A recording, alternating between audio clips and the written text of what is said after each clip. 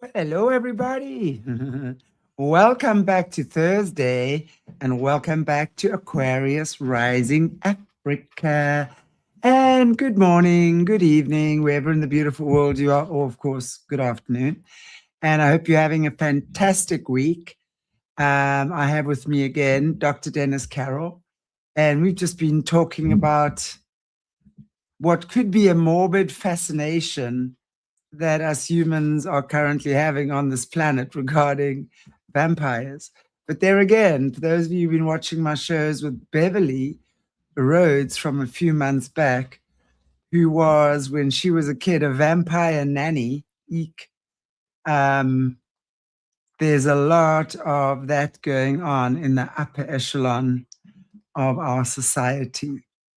So let's bring on Dr. Dennis. How are you, Dr. Dennis? Nice to have you back. All right. Always a pleasure to be here. Absolutely. You hit the nail on the head with that. There is definitely a big interest in vampires, and I keep getting asked a lot about that. And I'm doing a series of lectures on some of these things. And I was telling somebody the other day, I'm gonna probably have to do a part two because it goes much deeper than just classifying vampires. We've talked about that before on some of your shows, where there are different types of vampires. And that's the fascinating aspect of it. When you get deep into it, you got sort of subcategories of these things. Right. And today we're going to be, we may have to do a second part on this because it's very deep. It goes deep into the occultic world of a vampire and its many different attributes that it has. And I think, Shanti, that we'll definitely get into one part of that today, what we definitely call the vampire contracts. And what do I mean by that? Well, a contract is signing an agreement with someone, and it can be with a corporation, it can be between people, it can be, different organizations can have these things. The vampire also has a contract. And that is definitely one contract. If you're really a smart person, you don't want to sign. Okay. You don't want to definitely go into that kind of an agreement. And I would think even some vampires have NDAs, which are non disclosure agreements, by the way. That's another kind of a contract. Uh, and when you get deep into what the vampires truly are, there's the two types, and we need to get this out of the way real quick. There are the two types as you're dealing with supernatural vampires and human type vampires. And Right. yeah, they're both equally very dangerous in the way that they go. So what you're dealing with the supernatural vampires, which are very demonic in many aspects. And I'll tell you this real quick: the real forget about the Hollywood vampire. Okay, that's a creation of Dracula and all that. Matter of fact, I've talked to Bram Stoker's a good friend of mine, Bram Stoker's nephew, Dacre Stoker, who does some excellent work with that. But that's a creation of fiction. Got to remember Right. that. And Hollywood loves fiction, of course. That's how they make their money. Uh, but when you get into the folklore of what vampires truly are, that's when it really, really gets fascinating. And how they become vampires, how they operate within the vampire world. That is the dark aspect of what a little bit we're going to be talking about today. But you got to look at the supernatural vampire right quick, and it is really a vehicle of the demonic. In other words, if I were to come back as a vampire, and let's hope I don't do that, but if I were to come back as a vampire after I'm deceased, it's not really Dennis Carroll that's come back. It is my body, but it is inhabited by demonic Yes. spirits. In other words, what you've got is demonic reanimation of a dead body. Okay, that's what a real supernatural vampire is. That's where you really have to do some bad stuff like stake it, cut its head off, burn it, salt it, and be done with it. But you can't do that with human vampires. That's the second part of this equation. That would be murder. Okay, you can't. That's a no-no. That's a big no-no. Don't do Right. that. I don't do that. Yeah, Right. no. You're dealing with human beings, living human beings here. Although they are, as like you said earlier, a different echelon of human beings here that you're dealing with because they are hooked into demonic power, but from a different direction. in that way. So you have a supernatural vampire. We get him out of the way first because that's not what we're talking about today. We're talking about the human vampire. And they have formed families, they have formed clans, they have formed cults and gangs or whatever you want to call them. In this world we have had different gangs, you might say, over the years. You've got the mafia, the original mafia, which were some of the big Italian families. And I have a little Italian myself in me, so I don't know if I got any mafia connections, but be careful around me, okay? But anyway, uh, you got that, and that goes back to the Medici families and a lot of the very famous families of Italy and Spain, which was connected with a lot of that as well.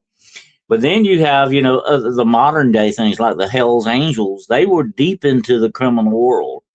They were running prostitution, drugs, weapons, the whole works.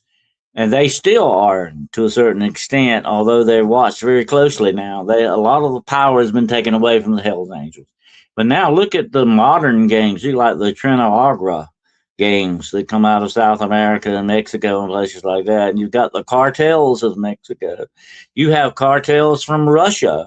You have cartels all over the world. So these are the criminal organizations that are out there. And don't think for one moment that the vampire does not have a foothold in this as well. And this is an interesting thing about it.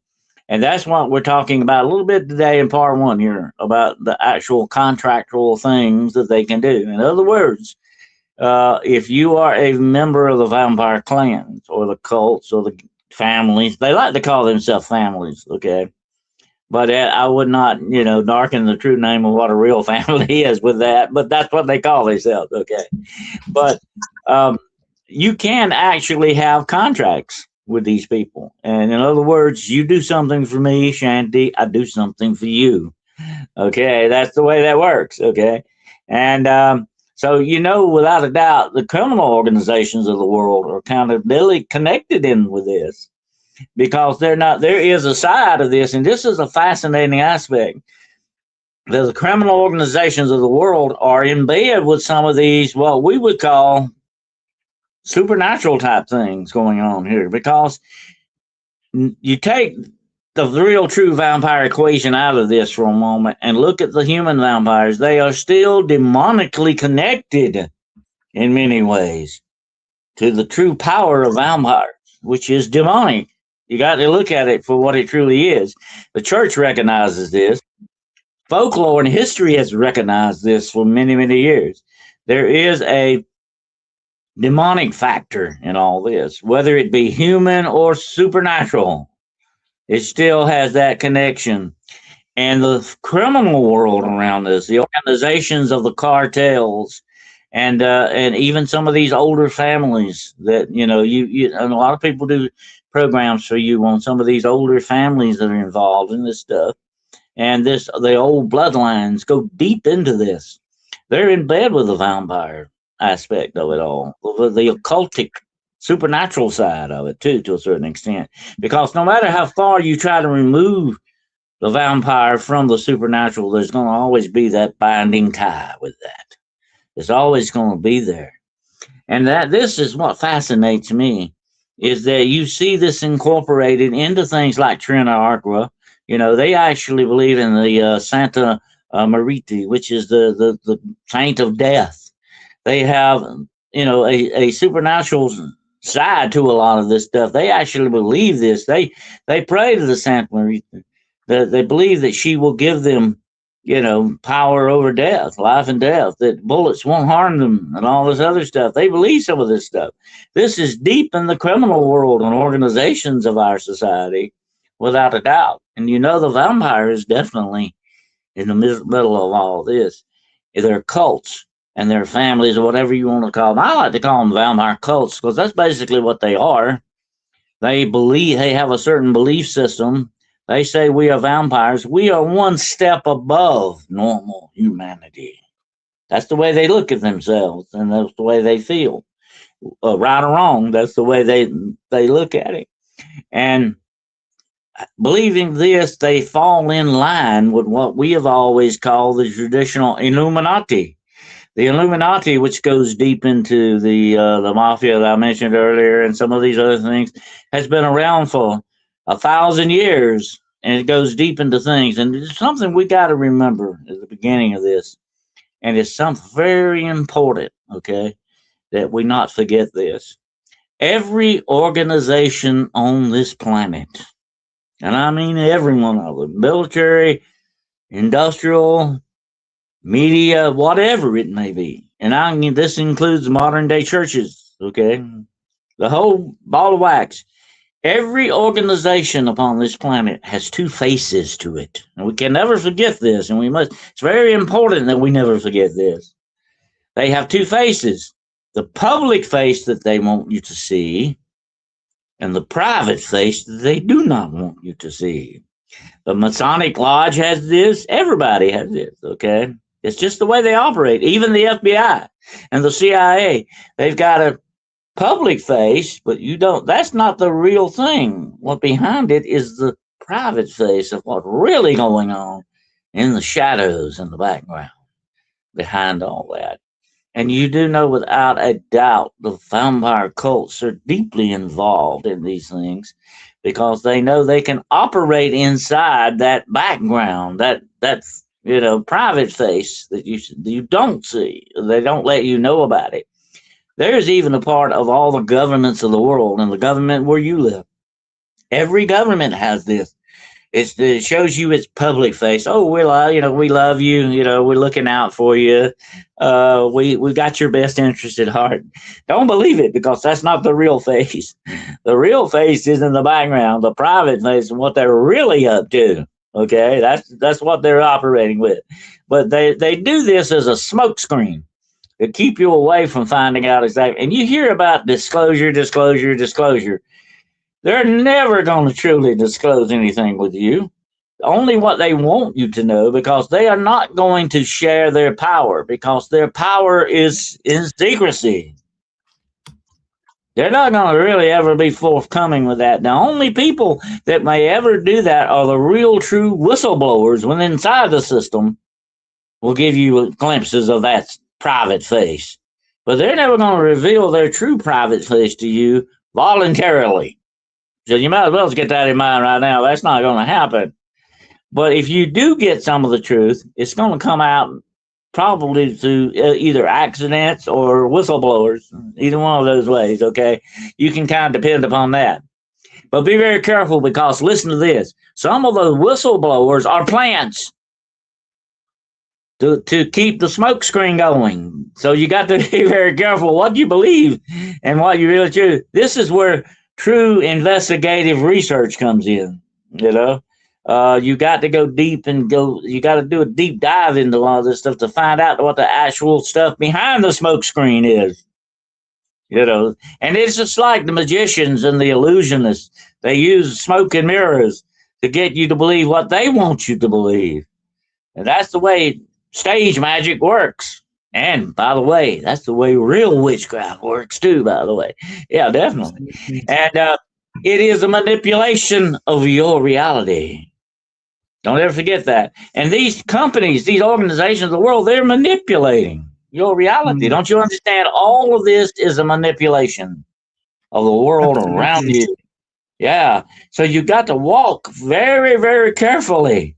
You're like, as a kid, maybe you walked in a river or a stream, and you can't see if it's muddy, you can't see where you're putting your feet. You're at a very disadvantage here, because you don't know where you're going. And that's what you're doing with this. You're walking in unknown territory here, because it's not, things are never what they appear to be, and they've designed it that way.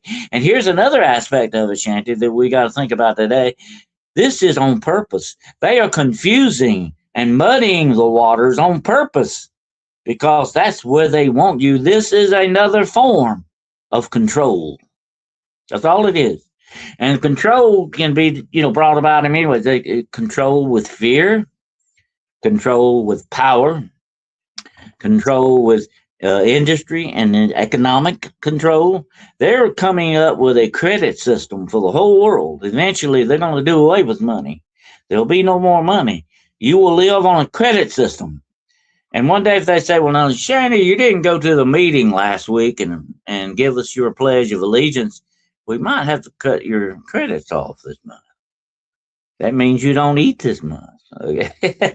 There you go. They've got you. This is another form of control. And it's coming. Believe me, folks, this is not a made up thing. This is the real deal. If these designs and plans are on the board for us, and they want to put you into 15-minute cities. In other words, they're going to put you in an area where you will not travel any more than 15 minutes away from your home because everything you need to do is right there in that hub.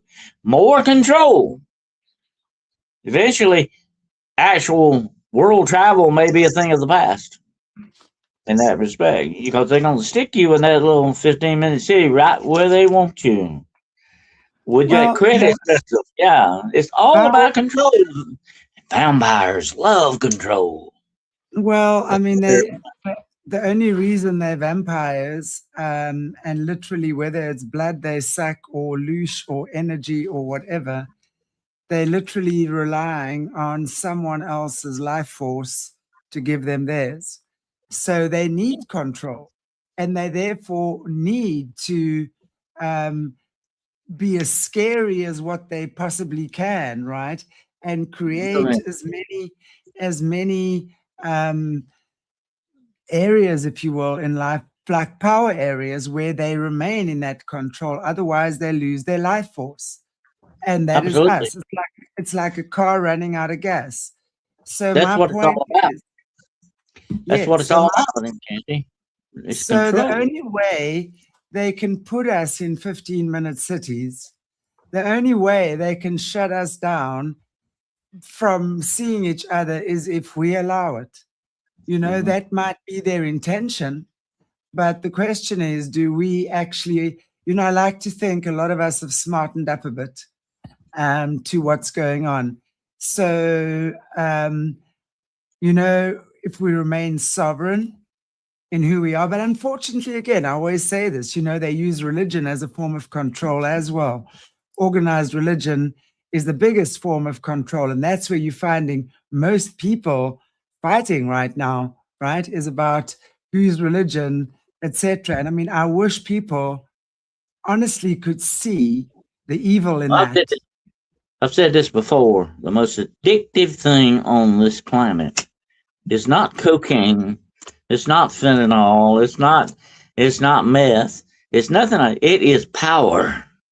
The more power you get, the more you want. It is highly addictive and feeds into the darkness of the human soul. And that's what you're looking at with vampires, too. They are all about control, Shanty. It's not just the blood they're feeding on, the life force they're sucking away from you. It is the control over you in order to do that. And even the government, if you look at it that way, is really a vampire. Okay? It's living off of you. It's feeding off of you. It's controlling you. Yeah. I've always said that. And it's like we live in a master-slave society. You know, I mean, we all slaves on some level. Our cages might look a little bit different. Our slave martyrs, our slave masters might be slightly different to the ones in China. And in that system of control, the vampire wants to be what? The master. That's what it's all about. And that's the way it goes with the Illuminati and these Christian criminal organizations. It's a slave master thing going on here, you know? And we're the slaves and they're the master. We are the slaves of the system. You know, remember the movie The Matrix? This is not a computer simulation, folks. I got bad news for you. That's a movie, a Hollywood movie. The real Matrix is the system. Yeah. That you're born into it, you know? Yeah, absolutely. And the way to get out is to shift your frequency. That's all. It's a frequency war. We say it's a spiritual war. It's not really spiritual. It's frequency. We create it from sound, frequency, and vibration. So when we bring ourselves back into coherence, we then move back into our original state, if you will, which God intended for us. And then we bypass or collapse all these old previous systems. The thing is, we don't have to go out and fight a war. All we have to do is collapse the system. And how do we do it? By not supporting it anymore. You see, they require us to support that system. That system is built on our shoulders. So if we choose to continue to support that system, we're the ones holding it up. But by choosing a different way, we actually collapse it. So we don't have to go into war. They go into war with each other. They destroy themselves in that way. We simply don't choose to be the leg that supports that table anymore. It's that simple. And this war is a spiritual war also. It's not just a physical war. It is a spiritual war Frequency. as well. Yeah. You And know the way I choose to look at this, because again, I see it spell casting, spelling, we know that stuff, like how that works. Now we talk about a spiritual war. What does war mean? Chaos, confusion, collapse, blood, right? So that's exactly what we create. So how about we change the way we say that, because the spiritual war is what we're creating. So what we have to do is really, it's a frequency shift. So in order to get out of the spiritual war, we have to shift the frequency that is within. And that maneuvers us out. it all depends on how you armor yourself against it. You know, you have to put on armor against a lot of these things that Your are light, seeking to your do, light is your to armor. attack. Your Yeah. faith is your armor. It's like your faith shines out of you, because it's faith over fear. And then it's like a car driving at night. The headlights are on. You can see what's around you. So the light within you radiates. You don't need You to know, put armor on. Armor weighs you down. Your faith, your light within you, is what you need to see, where you need to go, what direction you go, who's there, what's in front of you, what's behind you. You then maneuver and navigate very differently, as opposed to fighting a spiritual war. Let others fight the spirit. I don't need to fight a spiritual war anymore. I don't need to fight that war. I've learned that a long time ago. What I believe we are yet to do is to attune, is to repattern our nervous systems, right? Because when we do that, we automatically realign our frequency, and that takes us out of the matrix. So the war is not with anyone else. It's about how we've been actually warring within ourselves, and the own limitations we've placed on our own being, and our own fears that we play out all the time. And then we see that it goes like, yeah, it doesn't stop actually. It's endless until we and decide it. got to remember they're attacking you not only spiritually but physically, mentally as well. But also, they do it both at the same time. It cannot be just, one thing at one time and then not another. It can be both at the same time. So you have to be prepared for that in whatever aspect it comes in that way. But the number one thing you got to remember, though, when it comes to this, is that they are seeking control. It's always about control with them. They want to control you. They want to control your narrative. They want to control the virtual reality of what you're living in. And that's never a good thing when you start messing around with people's reality, But that's what the vampire does. And vampires, the supernatural type of vampires, use that glamour we've talked about before. They use different means to get you to see what they want you to see. So it's all very deceptive. And whenever you are dealing with deceptive forces at work, you've got to be very, very careful, because they are out to deceive you. They will do anything to do that. They will use anything to do that. They have it's a no holds barred thing here. Okay. They will go out of the way to do whatever it takes. That includes threatening you, unaliving people, whatever the situation is. And this is where the vampire excels at that. Now, let me say this about the vampire, whether they're human or not. They are actually feeding off of you. They are parasitic beings to that extent. Although they think that they are higher than we are, they think that they are better people than we are. They're a step above the real true humans in this world. They're not really. They're parasites. They're living off of us. They need us. We are the cattle that they exist on. That's the way they look at it, no matter what they say. Okay. That's the true reality of this thing. And this is where the vampire excels at. He is a master of that system that we talked about, that controlling system. And you see this in the Hollywood movies when they talk about vampires. The vampire will come after the woman and he will mesmerize her. He uses sexuality to a certain extent to do this. It's just another form of control. It is like spiritual rape to a certain extent. Rape is not based in, as a police officer, I was involved in several rape cases, which is a horrific thing to do to a woman, any person, by the way, whether male or female. It's a horrible thing to do to someone because it's not about lust. It's not a sex thing. It's control. That's basically what it is. And what these guys are doing, especially these vampire societies, they are actually spiritually raping you. That's what they're up to. They're feeding off of your energy, whether it be through blood or whether it be psychic energy or life force energy, whatever the situation is. They're using you with that control and power over you. Yeah. Until we no longer choose to be used anymore. And I think that's a very important distinction that we need to realize here, is because I think we've been so switched off. And so, we've as the system, as we've moved along, right, over the years, we can see how systematically the controllers, the vampires, the parasites, same thing to me, have taken over and literally given us every opportunity to dumb ourselves down.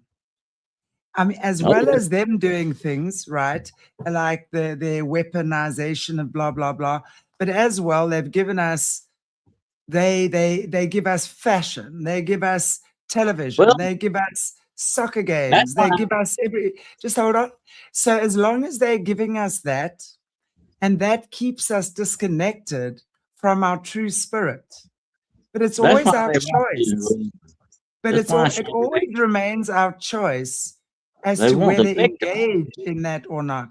So it's up to us. They want to victimize you, make you a victim, because they can deal with you better as a victim. Yeah, there's more control over you. Yes, that's why we need to be warriors. Exactly, which is why that's what I'm saying, is that as long as we allow that, and we allow that by falling prey to what they're putting out there. So as long as we continue to support the system in the way that we have, whether it's through soccer games, football games, rugby games, television programs, technology, AI, whatever it is, as long as we blindly follow that, that's when we give our power away. But as we start realizing more and more, we hold the power. We reconnect more and more, and we understand the intelligence of the human spirit as well as the human body. And when we align more and more with that, these things can't touch you. They can only suck your blood or energy if you've got cracks in you. Otherwise, it bypasses you. So, of course, they've tried all the tricks in the book. You're still more powerful. Oh, yeah. When you have the light of, when you carry the Christ within you.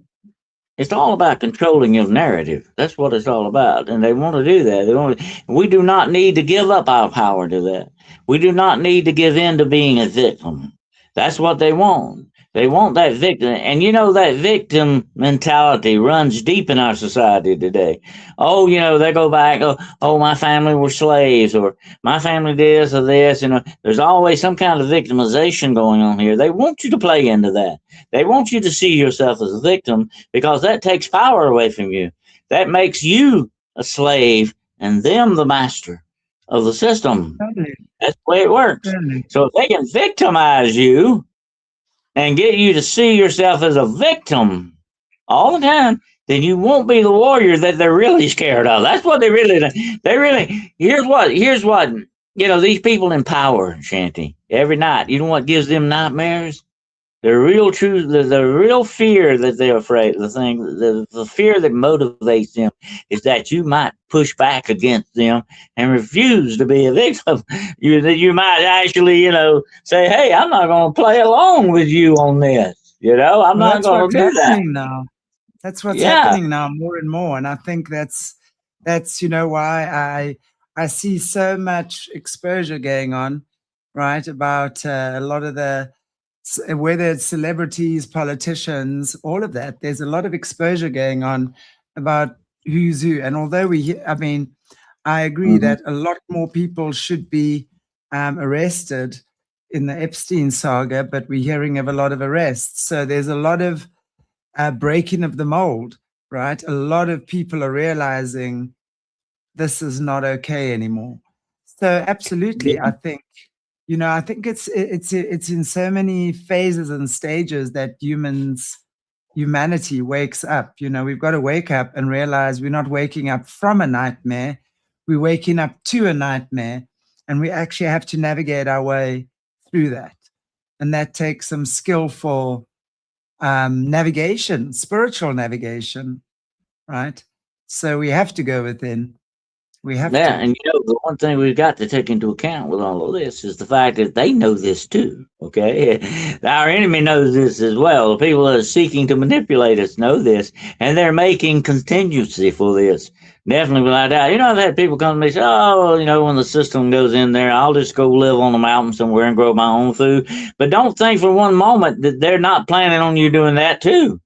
And they want to get a handle on that as well to keep you from doing that. Like I say, that's there's an old saying: the hand that wears the glove is always respected but never loved. And that's what this is all about: the power that they're seeking over you, and they're making contingencies for it. Don't think for one moment. The vampire is definitely deep into this, and when you make these vampire contractual, when you go into the contract with them, Sorry. the the thing about that is that when you make these contracts, they will come to you and say, "Oh, okay, if you do what I tell you to do, I will give you a longer life, or I will give you money, I will give you the power you want, whatever the situation is that pulls your bells and rings your chimes." Whatever that does, we'll do it for you. We make a contract with you. You give us what we want, we give you what you want. This And is is the that contract they so? entered in. Isn't that what the real selling of the soul actually is about when we're looking at all these celebrities and stuff? Because we can see for sure many of them have been recycled, if you want to call it that. There's definitely something dodgy going on with some people, that look the same as what earlier historians or people from history did, and even more recently.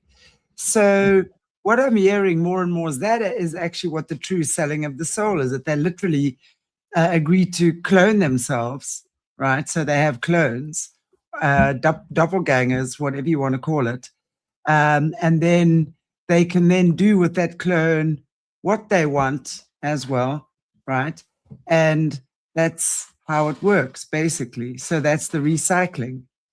And that's where the power, the money, Exactly. Your soul, Shanty, can't be put on a scale and weighed. Okay, it's just not. Yeah. This is a different commodity we're talking about here. And so when you sell your soul, actually sell your soul, what you're really basically doing is surrendering your soul. You are surrendering yourself 100% to this. True. So in other words, you're not just giving yourself to the darkness; you become that darkness. Yeah. And that's where you lose your humanity. That's where your soul goes. And when you commit to that 100%, when you surrender to it and become that, usually there's no coming back from that because you completely surrender to it. And that's the most dangerous spiritual aspect of this. And yes, the lie is, and believe me, all of this, my friends, is a deception and a lie. Okay, because if you believe certain aspects of the spirituality of this universe, you already have immortality in you. You already have it. The Creator designed you that way. There is an attribute, a part of you, the spiritual part of you, that's going to live forever. It's never going to die. Some part of you, as Einstein once said, all energy always exists in one form or another. It's always going to be there. You were designed this way. But the bad guys don't want you to know that. They want you to think they've got the power. Oh, I can do that. I can make you live longer. I can give you immortality. I can give you what you want. This is all a deception. It's not real. Because you got to understand that's what you're dealing with. And the people who give themselves over to the vampire situation and sign these contracts and go into this darkness do not realize they're being deceived into believing that the darkness holds all the cards. You know, hey, yeah, we're up on the system. We own the system, you know. That's not true. It's a deception. You got to understand that. That's what you're dealing with. Deception on a grand scale, designed to what is deception designed for? To deceive you, to get you to believe something that's not true. And that's what it's all about. But they've never failed to seem to learn that lesson for some reason. I don't know what's going on with that, but that's just the way they go. That's being spiritually blind to a certain extent. You know, I think if we can understand for how far back that whole deception and manipulation has been going on, I think it's understandable that human beings become part of our DNA now to believe certain things. But at the end of the day, I also believe, we are not victims as human beings. I do believe that we've all had a sacred contract with God Most High to be living at this time and to be literally finding the tools within us, because we are created in the image of God, because we know we are created in the light of God. Heaven is within you. God lives within you. And when you tap into that truth within you, the answers lie within you. And you gain that through meditation, prayer, breathing, whatever spiritual practices work with you for your soul, right? Get the connection. And once you have that connection, you know what to do. You know that you are divinely protected. That's when faith over fear becomes the order of the day. Right now, it's fear over faith. And we can see that. I mean, I see, and not just vampires. I mean, I see people who say the most terrible things. And I'm just talking like to me and some of my guests on this platform. And they call themselves Christians. Yet they sit there and gossip and say the most horrific things and gang stalk, and they think they're doing a good thing. Now, that is someone that's spiritually blind, right? That is someone, in my opinion, who's spiritually blind. So you've got to be able to equate your actions with what you would imagine Jesus would do now. I always say, if I'm in a difficult spot, I say, right, what would Jesus do now? And I'm not saying I'm like enlightened in that way, because rest assured, many times I'm definitely not. But I will try and follow the higher road or what is good for the moment. But it's important that we can acknowledge where we are spiritually blind, because we know we've been duped. Okay, so where have you as an individual been duped? And how is that playing out in your daily life? That's what we've got to look at. And we've got to realize, that our behavior creates part of the system. It creates the consciousness of this planet. So what are we choosing? Because at the end of the day, it's always remains our choice between you and your God Most High, right? Between you and God Most High, what your next best step forward is. And if you keep aligning with a lie, then perhaps something within you has not recognized truth yet. And the darkness, Shanti, wants to turn you inward on yourself so that you only see yourself, you only see what you want. They appeal to this aspect, this selfish part of us, when we should be turning outward and seeing the other people around us as fellow human beings on this planet. And you cannot ever really connect with God unless you turn yourself outwards and receive this to that extent. But if you turn inwards and see only what you want and only what you want to do, the selfishness of you, this is, the narcissistic part of the darkness, okay? They want you to see only what you want, and only what matters. You become the center of your own universe. And that's never usually a good thing because it cuts other people out. And that sees other people as something different than you and not a fellow human being, that you respect and love because of that. And unfortunately, this is what darkness does. Yeah. The only time people will do that and behave in such a narcissistic way, right, is when deep within they have forgotten they belong to God. They have taken a wrong path and they've taken the path of darkness. And yes, the path of darkness is very deceptive and it's very tempting and, all of these things. But by the same token, where the wound is, that exact place is where the light enters you. That's where the healing lies as well. So you have to look within. You have to. You have to have the courage to see where you went wrong, where you lost the spiritual path, because the time where you took the wrong path, so to speak, you've got to go exactly back to that place. And now you've got to reverse engineer and you've got to fix. That's what repentance is. And, repentance is literally walking yourself back from the things that you did when you were lost in the dark.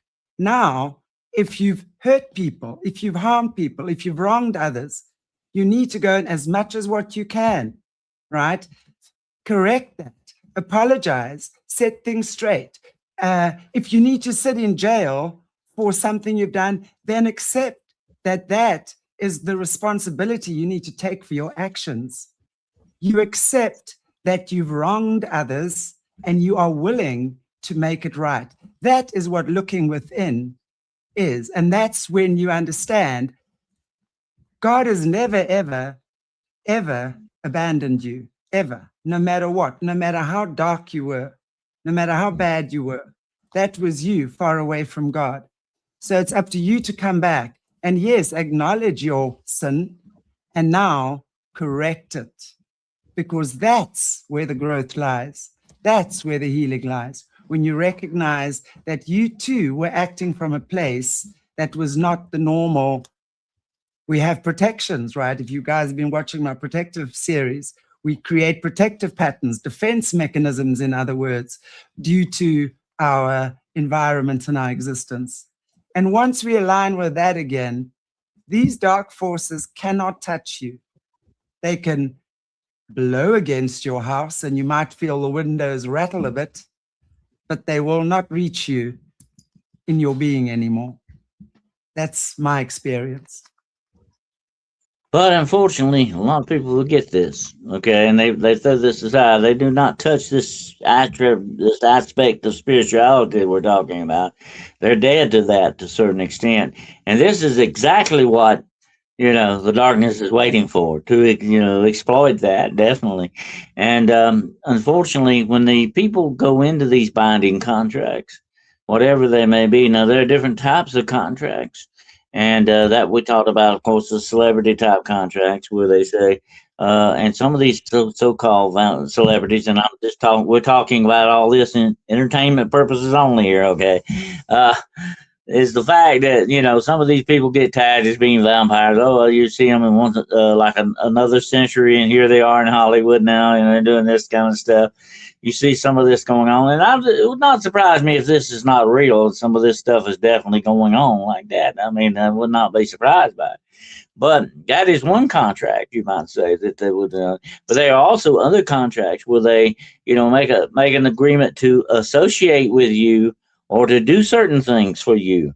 Like say if I've got one kind of business and you got another kind of business, and I say, hey, let's get together and we can have a much better business if my business supports yours and yours supports mine. That's the way it works. Sort of the handshake kind of a thing. Well, that's going on with vampire cults and all this other stuff too, folks, and that criminal organizations I mentioned earlier. And this even goes back into, and this is what we're going to talk about in part two, the vampires from outer space type thing. With the real society, and we're going to get into that because it is freaky, freaky stuff. We'll do that maybe part two next time. But the interesting thing is they've contacted these people. But what if, just like you said, Shanty, they're not operating from the light. They're operating from the darkness. And they get you into these contracts, they get you into these agreements, and you get in bed with these people, so to speak, you're in a bad situation, okay? Because once you get in with them, there's usually only one way out with these people, and it's not a good way. Okay, it's Say getting no. on live that way. I said that one Say no. time. When I was contacted by the CIA, and asked those questions, and they asked me to go to work with them. I said, "There's no way I'm going to work with those guys because the only retirement plan they got is through the morgue. I'm not going to go that route." Exactly. But like we always talk about, the only way they can access you is when you give them permission. And yes, some of us unknowingly have given permission, I agree.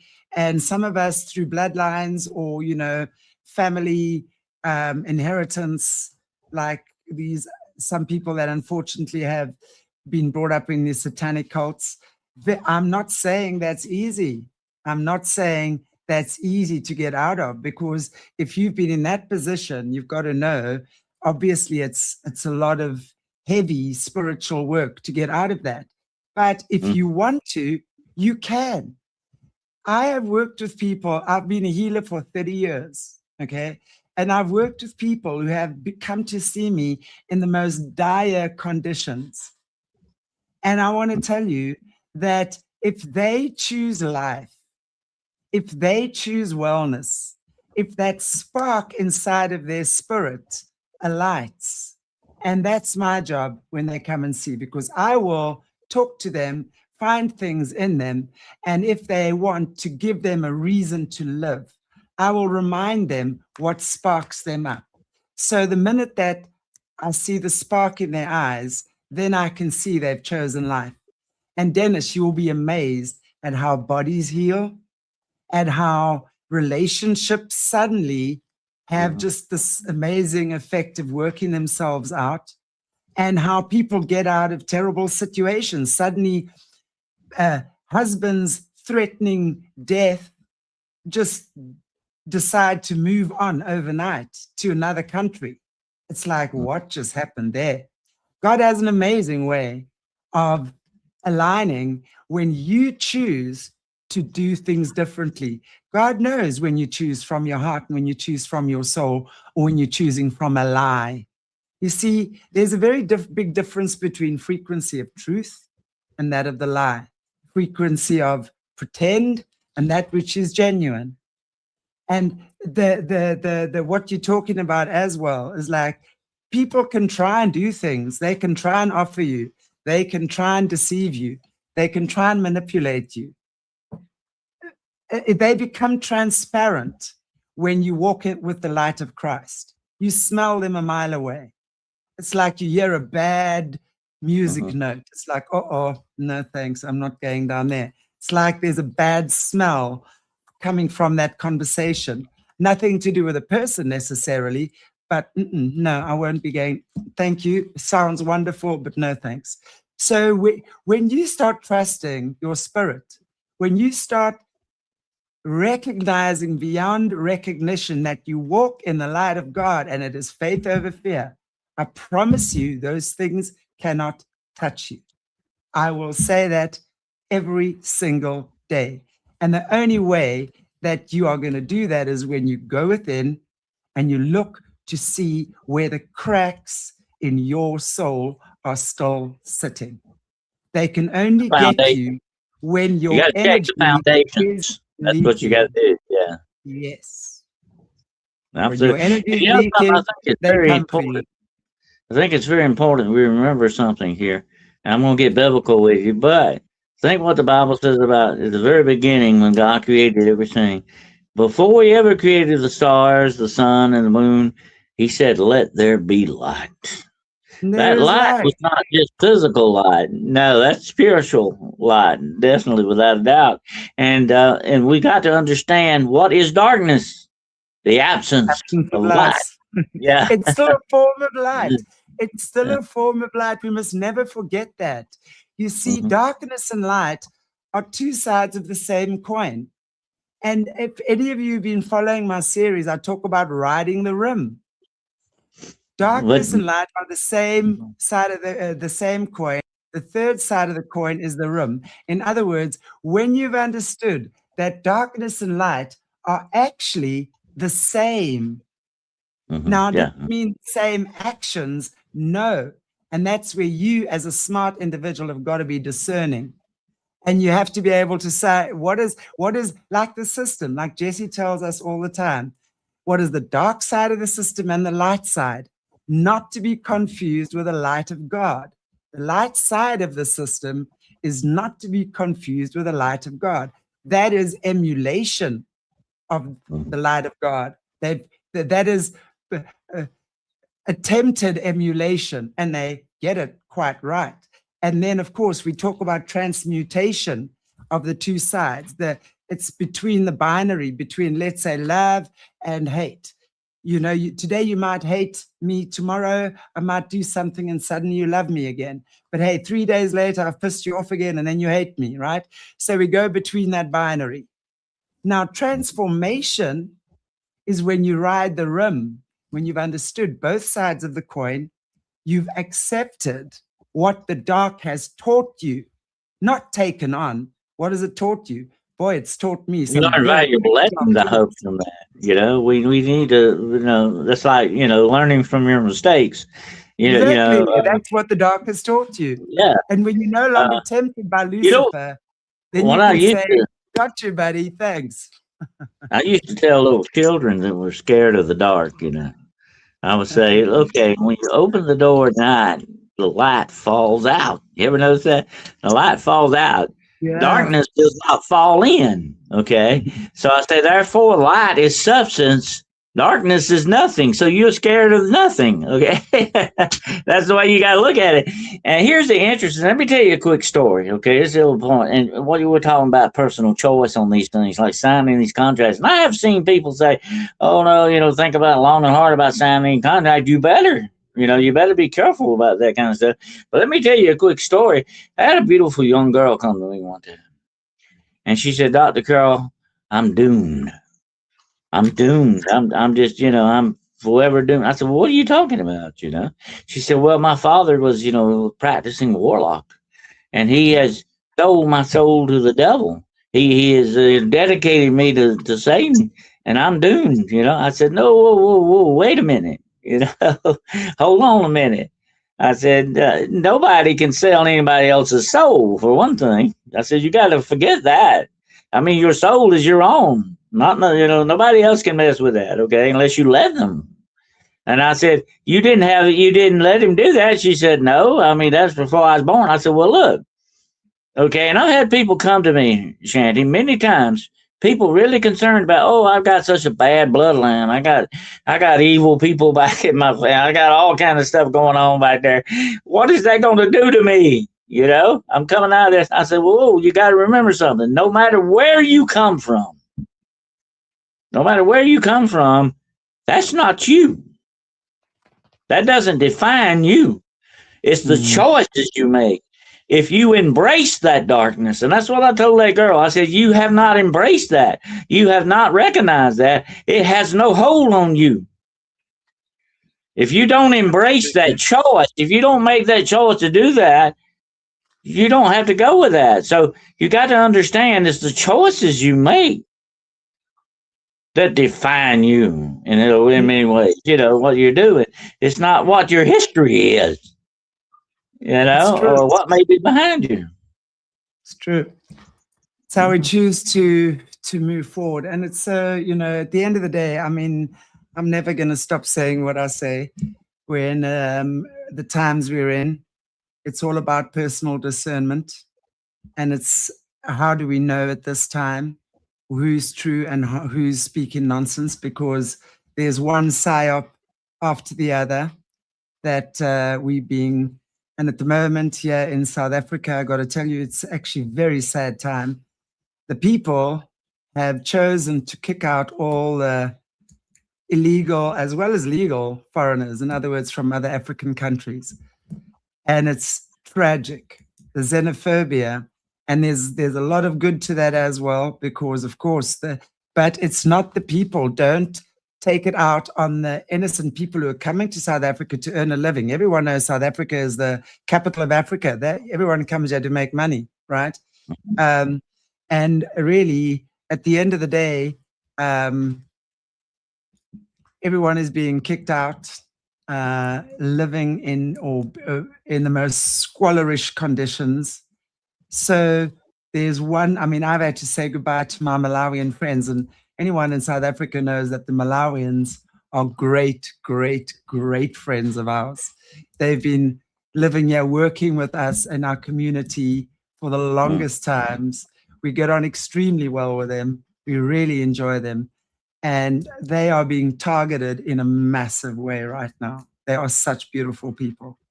So all of that, I mean, I know if you look at what's happening in Albania, which I can't say I disagree with, people are standing up more and more and more for their rights and what is right. And it's always a crazy time. So this is why during this time, I say we have to be discerning. And discernment is knowing your truth, knowing your spirit, knowing God's voice within you. You will get that voice, that inspiration to act. And when you act, that's God speaking. That means that split second can mean the difference between life or death, right? Mm-hmm. If you're going to still wonder whose voice it was in my head, and then boof, the next thing, a cannonball hits you, well, don't say you weren't warned. But if you had known and you had been discerning and you'd understood, you'd aligned and you'd been in the place where God, that voice, you will be in the right place at the right time, because you will act on God's command, which comes from within, not some preacher boy standing from an altar bellowing through a loudspeaker. That is such nonsense. And that's the external. You were saying earlier on, we have to, the light of God, we go external. We go external once we found the light within us. Then we shine that light. That is God's light. And God then will always appreciate our acts, because God requires that we act in accordance with God's desire. So it's not about shouting at others and throwing stones and seeing how much money I can make. It's about what is the next best move for all concerned. And in that moment, you act. You get the inspiration, you act, you act, you act, you act, you act. And that's how God speaks. And that's how God appreciates living within and with God. It reminds me, I think it was Voltaire that said, I'm not sure, I think it was Voltaire that said, one should not stone their neighbors as they pass when you yourself live in a house of glass. And we need to understand that, and when people do like these people you're talking about, they're doing them badly that way. I kind of go along with what Mark Twain once said, the more I learn about people, the more I like my dog. That's what they call the politicians, definitely. Absolutely. Well, but I fully agree with that. Animals are amazing. So are humans. So are humans. We all just wounded, trying to figure our way through life. And sometimes we act like idiots. Sometimes we act like assholes. but that's just us trying to protect ourselves. And I think at the end of the day, when we That's that's a it bad really is. thought to think that animals act better than we do. That's Well, we can not learn it. a lot from animals. As an animal whisperer, I'll tell you what, we should be learning a Yeah, lot from animals. But again, yeah. that's another one of our skills, our abilities, soul to soul ability that we've been disconnected from. So the more we reconnect to the spirit of God that lives within us, the more we hear the voices of the animals, the more we understand how to treat animals, what their needs are, and how we cohabit with them as opposed to decide whether they live or die, and that we have playing God over the lives of animals. Anyway, Absolutely. Dennis, You know, I've always got along better with animals than I do with people. Actually, that's the way that goes. But anyway, uh, I think when we you hit do. 60, that happens. Single and 60, you got your animal. But when we do part two, we'll get into that.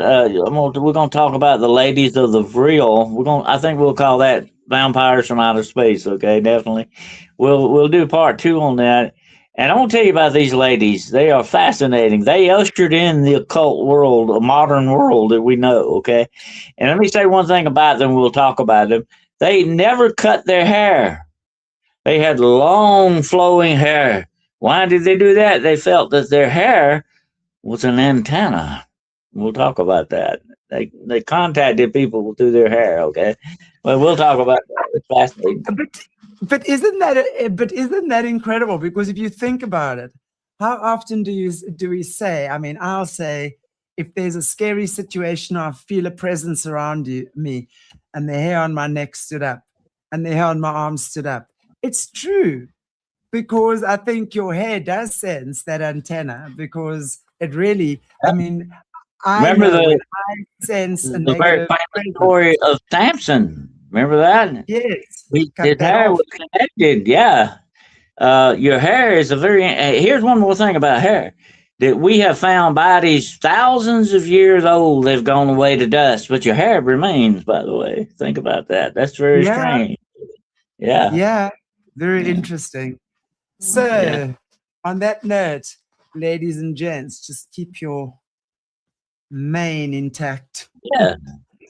until the next I think time we see. I think that's one of What the men Bible. so often leave their hair, though? That's the question. The Bible says that a woman's glory is her hair. I think Yes, that's yes. very true to a certain extent. Our Yeah, crowning, definitely. our crowning glory, Yeah, there you go. our crowning glories. That we don't need Yeah, crowns. We crowning got our glory. hair. Yeah, yeah, there you Why do go. men go bald? As long as you That's got the enough of it left, question. I'm wondering why men I lose got a their little bit. antenna. I got a few shingles left on the roof there. Okay, but definitely. You've still got your hair, Dennis. You got a lot I had going on somebody in your accuse me face. that the other day. So why do you wear? So you wear a hat because you're bald? No, I'm not bald. I've got plenty of hair. I just like hats. Okay. Lovely. Okay, look forward to that. See you back in 2 weeks' time for the vampire, the Vril, Vampires from the outer space. Yep. the ladies of the Vril. I think we should call it the ladies of the Vril. The No, real. vampires from outer space. Absolutely, very interesting. And guys, if you remember as well, Dennis, you did a show with Beverly as well. Beverly Rhodes she's been off for Oh a yeah, couple of months now. I enjoyed meeting her. She was a fascinating lady. Yeah, she was a vampire nanny. Her handlers had her Mhm. um, watching the house when the vampires were feeding, and she had them feeding on her as well. Yeah, I That's mean, what's called gosh, a hamper. Yeah. Vampires have to have a bumper between them and society to a certain yeah, extent because, like I told you, they consider themselves above us in yeah, that respect. So they got to have handlers, people that take care of things for them. Yeah, definitely. so creepy. All I know is, I tell you, I just have so much PTSD just thinking of vampire teeth. Oh no. That's freaky. Yeah. Oh no, that just gives me chills. I don't know. Click. Ah, okay, Well, actually, Dennis. I explained this on one of my lectures the other day, and people, the vampire does not actually drain. Not supposed. Now that's Hollywood, okay? The traditional vampire does not actually drain your blood with his teeth, like a snake. The snake's teeth is like a hypodermic needle. That's why how they inject the poison. A vampire's not that in reverse. Actually, what they do, real true vampires, cut you. They cut you, and then the teeth are used to bite you so they can hold on to you while they actually actively Yes, suck the blood out of you. But they do yes, not do it through their teeth. Okay, yes. that's not the way that works. And But then and the saliva, apparently, she's saying is yeah, like that. The saliva acts as like an it creates a anesthetic. suction. Creates a Yeah, suction like vampire bats. Yeah. yeah, but like anesthetic as well, and it's quite an erotic experience. So it's quite sexual. They're like, oh, how Yeah. creepy. Okay, let me not talk about And vampires anymore. vampires will tell you that it is more orgasmic than sex is. Actually, they get off on that more than they do sex. Okay, and that's just the way they look at it. It's a very emotional investment in that because that's your victim. You're taking that from. It's freaky stuff when you look at it that way. It's freaky, and but I have actually seen what they call vampire rings. Vampires will have certain rings, and they can like push on it, and a little blade comes out, and that's what they cut you with, Yeah, so that they can begin to feed on you. yeah, And they don't usually do it on your neck. It's probably some other part of your body. I won't get into that today. But anyway, it's another part of your body they do that with, yeah. where there's more, bigger veins and everything than that. Mhm. But they know how to do it. Freaking weirdos. Oh, okay. Yeah. All right, guys and girls. All right, guys and girls. Dennis, thank you so much. I so appreciate it having you again this week. See you back in 2 weeks' time, where we're going to be doing part 2 of the vamps. We're talking about Absolutely. vamps. And yes, I have no doubt that the vampires do control the world. Of course, they have to. I mean, everything is about sucking loosh and sucking energy and feeding off blood. So all we have to do is look around us to see that vampires or massive vampiristic energetic cloud is Yeah. controlling this planet. So it's not even a conspiracy, actually. If you look at it, look around you. We're living in a vampire. And seriously, eating animals, what's that? I mean, eating human flesh, what's that? Eating animal flesh, what's that? These are parts of ourselves we have to examine as well. We cannot ignore That that is and part of pretend. the unholy communion. Yes, It's very much like the Catholic Church communion, but it's an unholy communion. And instead yes. of course, taking bread, you're taking human flesh. Instead of drinking wine, you're drinking human blood. It is. I've seen them do this. I've actually seen, black masses where they actually do this. I've seen them sacrifice goats and stuff like that. And next time we get together, I'll probably tell you about a couple of my vampire cases. I've actually hunted vampires, and I've got one case I will tell you about a woman that came back. That was her mother's actually was a vampire. It's a freaky case. Well, there definitely seem to be a lot of weirdos out there. Okay, guys. Okay, girls. Take it easy. God bless you all. I will see you back tomorrow for Drop In with Shanti on Aquarius Rising Africa at 3 o'clock Safa time. And that's 4 hours earlier than now, wherever in the world you are.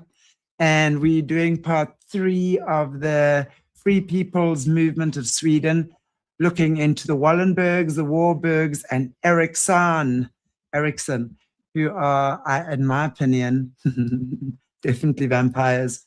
They kind of prop up the Rockefellers and the Rothschilds. We got to look at that because Sweden is, and we're looking actually at the movie, not the movie, but one of the episodes is Lord of the Rings, that movie Lord of the Rings, and how that correlates to Sweden. So yeah, Sweden for sure. Then of course, Jesse at 5 o'clock, 5 o'clock, Central Africa time. And we're doing a members and a Patreon.